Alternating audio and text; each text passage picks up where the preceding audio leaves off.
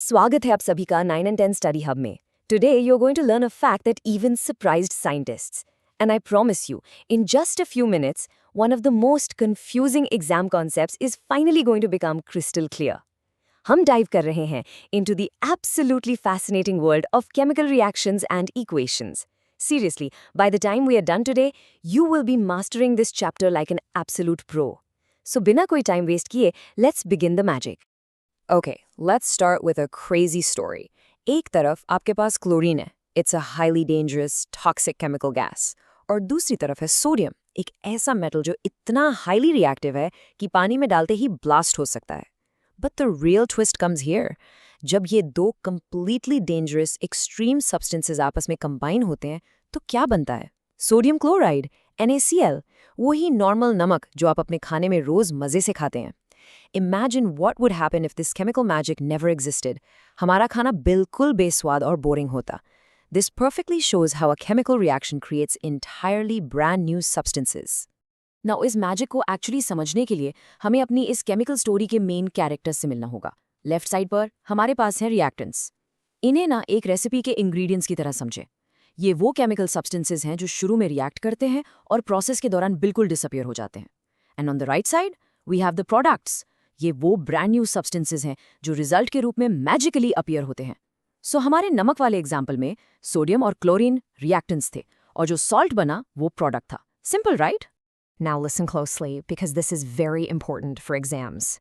एक classic board exam trap है जो हर साल हजारों स्टूडेंट्स को फंसाता है. The question is, magnesium ribbon को हवा में जलाने से पहले हम सैंड पेपर से रब क्यों करते हैं? Well, magnesium is actually quite reactive. Room temperature पर ये ऑक्सीजन के साथ रिएक्ट करके अपने सरफेस पर मैग्नीशियम ऑक्साइड की एक टफ प्रोटेक्टिव लेयर बना लेता है. अगर आप उसे स्क्रब करके नहीं निकालेंगे तो वो ठीक से बर्न ही नहीं होगा. सो हम उस लेयर को हटाने के लिए सैंड पेपर से रब करते हैं. Once it's clean, boom, it burns incredibly smoothly.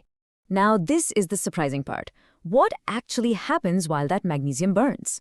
ये एक massive white dazzling flame produce करता है और बहुत सारी हीट रिलीज करता है. क्योंकि अपने अंदर से हीट बाहर निकालता है, it is an exothermic reaction. Remember the trick? Exo sounds like exit, heat is exiting. On the flip side we have endothermic reactions. Endo sounds like enter. ये रिएक्शन स्टार्ट होने के लिए अपने आसपास से हीट अब्सॉर्ब करती हैं. Heat enters them to make the reaction happen. So the crucial point here is understanding the different types of reactions. Let's start with combination reactions. इसको ना एक chemical marriage की तरह सोचिए. Two or more reactants आपस में combine होकर सिर्फ एक single product बनाते हैं. A plus B becomes AB. इसका एक best real world example पता है क्या है? Quicklime यानी calcium oxide में पानी मिलाना. जब ये दोनों combine होते हैं, they form a single product, slaked lime और calcium hydroxide. और फन फैक्ट बताऊं, ये प्रोसेस इतनी हीट रिलीज करता है कि आपका कंटेनर सुपर हॉट हो जाता है. It's a highly exothermic combination. Let's move to the exact opposite. अगर कॉम्बिनेशन एक मैरिज थी, तो डीकॉम्पोजिशन इज द ब्रेकअप. ये एक ऐसी रिएक्शन है जहां एक सिंगल रिएक्टेंट दो या दो से ज्यादा प्रोडक्ट्स में ब्रेक डाउन होता है. AB breaks into A plus B. But here is the catch. To break a strong chemical bond, you need energy. आप उन्हें बस प्यार से अलग होने के लिए नहीं बोल सकते. हम बॉन्ड्स तोड़ने के लिए मेनली 3 फॉर्म्स की एनर्जी यूज करते हैं. हीट, जिसे हम थर्मल डिकॉम्पोजिशन कहते हैं, electricity known as electrolytic decomposition, और लाइट, जिसे कहते हैं photochemical decomposition. Pay attention here because questions are often asked from this exact point. Let's look at thermal decomposition using heat. अगर आप फेरिस सल्फेट के पेल green crystals को एक test tube में हीट करते हैं, तो वो हीट उन्हें तोड़ देती है. वो ग्रीन कलर कंप्लीटली चेंज होकर एक रेडिश ब्राउन सॉलिड बन जाता है, which is ferric oxide. But the biggest and most important observation, आपको ऐसी स्ट्रॉन्ग स्मेल आएगी जैसे कोई मैचस्टिक जल रही हो. That is the exact smell of burning sulphur gas being released. Exam में ये जरूर लिखना. Now let's break chemical bonds using electricity. ये है electrolytic decomposition. और ये किसी cool DIY YouTube experiment जैसा लगता है. एक ग्लास पानी लीजिए, उसमें कुछ drops acid डालिए, so conducts electricity better. 2 sharpened pencils को electrodes की तरह डालिए और उन्हें एक बैटरी से कनेक्ट कीजिए. Electric current literally water molecules को split कर देता है.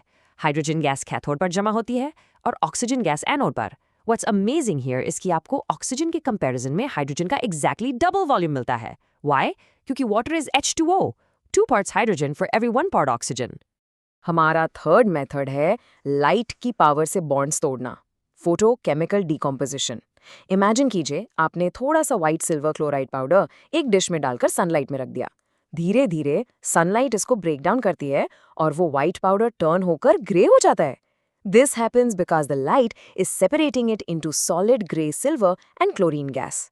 Now here is a mind blowing question for you. Labs हमेशा सिल्वर क्लोराइड को डार्क ब्लैक कलर्ड बॉटल्स में क्यों रखती हैं? क्योंकि अगर वो ऐसा ना करें तो रूम की नॉर्मल सनलाइट केमिकल को रुइन कर देगी। यही एग्जैक्ट लाइट सेंसिटिव रिएक्शन पुरानी ब्लैक एंड व्हाइट फोटोग्राफी का सबसे बड़ा हिस्टोरिकल सीक्रेट है। Now let's understand this next concept with an easy trick. आगे बढ़ने से पहले you absolutely need to memorise the reactivity series. ये मेटल्स की एक लिस्ट है, ranked from the most powerful to the least powerful. इस सुपर इजी ट्रिक को हमेशा याद रखें। केदारनाथ का माली आलू जरा फीके पकाता है। Kedar for potassium, Nath for sodium, का फॉर कैल्शियम, माली for magnesium and so on. Potassium सबसे ऊपर का किंग है और गोल्ड एंड प्लैटिनम जैसे मेटल्स लिस्ट में सबसे वीक हैं। You might be wondering, why does this matter? Well, the biggest hidden secret of this chapter is coming next. It matters immensely because of displacement reactions. इसको एक ultimate chemical wrestling match की तरह सोचिए। एक ज्यादा powerful highly reactive metal हमेशा एक less reactive metal को उसके सॉल्ट सोल्यूशन से बुरी तरह किक आउट कर देगा। हमारी रिएक्टिविटी सीरीज को याद करें, जिंक कॉपर से ऊपर है।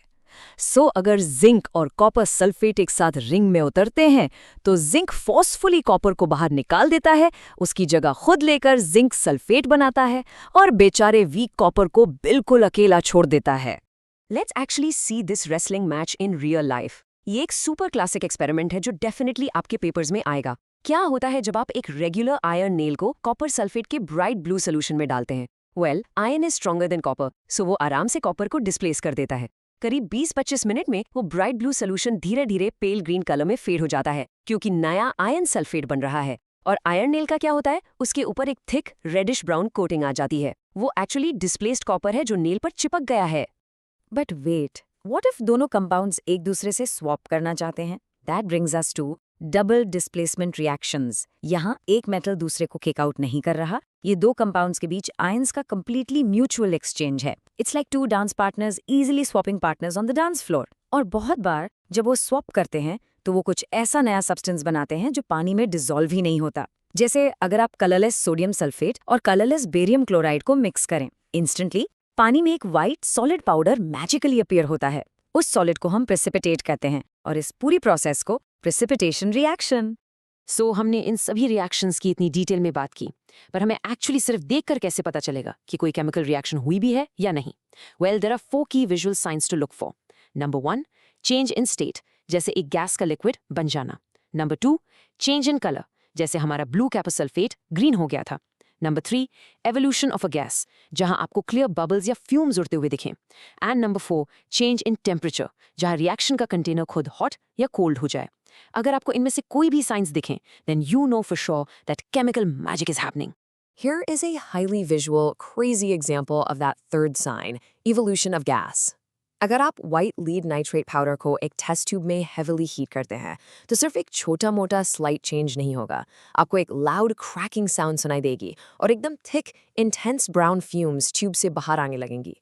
वो brown gas actually nitrogen dioxide या NO2 है, जो एक massive visual alarm bell की तरह आपको बताती है कि एक बहुत strong decomposition reaction actively हो रही है। Okay, we are now entering the final, most important stage of our chapter. Let's talk about redox. Redox actually do a log words का एक cool mashup है, reduction or oxidation. Oxidation क्या है? Simply put, जब कोई substance oxygen gain करता है या फिर hydrogen lose करता है। A reduction इसका exact opposite है, यानी oxygen lose करना या hydrogen gain करना। Now, here's the ultimate secret. ये दोनों हमेशा एक ही reaction में एक साथ होते हैं। अगर एक substance oxygen gain कर रहा है, तो उसे कहीं से छुड़ाना होगा, meaning another substance is losing it. Reduction और oxidation हमेशा hold hands. But listen, oxidation सिर्फ एक लैब की टेस्ट ट्यूब में होने वाली चीज नहीं है, ये हमारे लाइफ का एक रियल वर्ल्ड विलन है। जब मेटल्स पर हवा की मॉइस्चर और ऑक्सीजन लगातार अटैक करती हैं, वो ऑक्सीडाइज हो जाते हैं। हम इस प्रोसेस को करोजन कहते हैं। यही मेन रीजन है कि आपकी सिल्वर ज्वेलरी डल ब्लैक हो जाती है, कॉपर पर ग्रीन कोटिंग आ जाती है, और सबसे famously strong massive iron bridges brittle होकर रेडिश ब्राउन रस्ट बनकर झड़ने लगते हैं। बट ऑक्सीडेशन सिर्फ मेटल्स नहीं, हमारे खाने पर भी अटैक करता है। जब हमारे फेवरेट स्नैक्स के फैट्स और ऑयल्स हवा से ऑक्सीडाइज होते हैं, तो उनका टेस्ट और स्मेल बहुत ऑफुल हो जाता है। This terrible food spoilage is called rancidity. So हमें रियल वर्ल्ड विलन से कैसे लड़े? Well, we have special weapons to defeat oxidation. Metal को रस्ट से बचाने के लिए हम एयर और मॉइस्चर को ब्लॉक करते हैं। हम आयरन पर पेंट करके, ऑयल या ग्रीस अप्लाई करके या गैल्वेनाइजेशन यूज करके ऐसा करते हैं। गैल्वेनाइजेशन में आयरन को जिंक की एक टफ प्रोटेक्टिव लेयर से कोट किया जाता है। And what about rancidity? हम अपने खाने को कैसे बचाएं? हम उसे एयरटाइट कंटेनर्स या फ्रिज में सेफली रखते हैं। But my absolute favourite method? क्या आपने कभी नोटिस किया है कि आपके पोटैटो चिप्स के बैग्स हमेशा हवा से फूले हुए क्यों होते हैं? गाइस, वो नॉर्मल हवा नहीं है। चिप्स को परफेक्टली क्रिस्पी और फ्रेश रखने के लिए और ऑक्सीजन को कंप्लीटली ब्लॉक करने के लिए उस पैकेट में प्योर नाइट्रोजन गैस फ्लश की जाती है।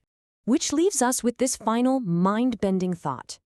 With all our clever paints, our shiny zinc coatings, and our nitrogen gas, क्या हम कभी truly oxidation को हमेशा के लिए रोक सकते हैं? Or are we just delaying the inevitable breakdown of everything around us? The invisible battle of chemical reactions is happening every single second in our world. अगर आपको ये वीडियो अच्छा लगा हो तो लाइक, शेयर और सब्सक्राइब जरूर करें, और किसी को नोट्स बनाने की जरूरत नहीं है। नोट्स आपको डिस्क्रिप्शन में मिल जाएंगे। अभी आप आराम से समझिए।